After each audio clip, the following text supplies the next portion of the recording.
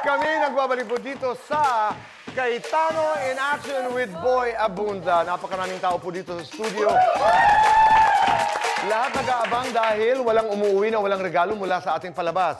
Meron tayong mga t-shirt mula sa CIA, mula kay Kuya Alan Ate Pia. Meron tayong ensaymada mula sa La Luna. Meron tayong mga regalo mula sa JC. At higit sa lahat, nagbibigay kami ng pagmamahal. O, di ba? Alan Pia Pick, ang ating game ngayong gabi. Ang mga papalaring manalo ay mag-uwi ng 5,000 pesos. Ang hindi naman papalarin ay mag-uwi ng 3,000 pesos. Ang ating mga players ay mga dating OFW. Magandang gabi. Welcome to the program. MB Lynn, Christina, Zainab, Gemma. Nagawan. Si Gemma ay nagtrabaho saan? Saudi Arabia. Alcobar, Saudi po. Alcobar. Saudi Arabia din. Si Zainab. Taiwan po. Taiwan. Wala pa. Si Emeline. Lebanon. Si Rachel. Malaysia po. Oo. KL, Malaysia. Kayo'y handa na ba? Yes po. Si Gemma ang unang maglalaro. 3,000 pesos. Maraming salamat, Gemma. Si Zainab naman. 5,000 pesos. Subok naman tayo, Christina. Ikaw naman. Go! 5,000 pesos. Si Emily naman. 3,000 pesos. Ito naman si Rachel.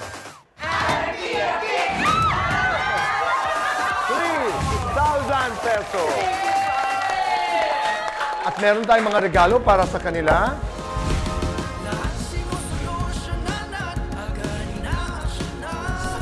Ito na naman yung part ng ating programa kung saan tayo'y nagpapaalam na. Yes, ang paalam. Pansamantala lamang. We get to summarize the hour of fun and learnings that we had. Conversations, Diba? di ba? I did that interview with Faith De Silva. Si Faith De Silva po, isa sa mga, one of the most exciting talents of GMA7. Ang takeaway ko doon sa aming pag-uusap, you can be a daughter, you can be a mother, you can be a teacher, you are many. And I wish her the best, really. Ang very interesting guest din natin is yung sa ating salamat portion.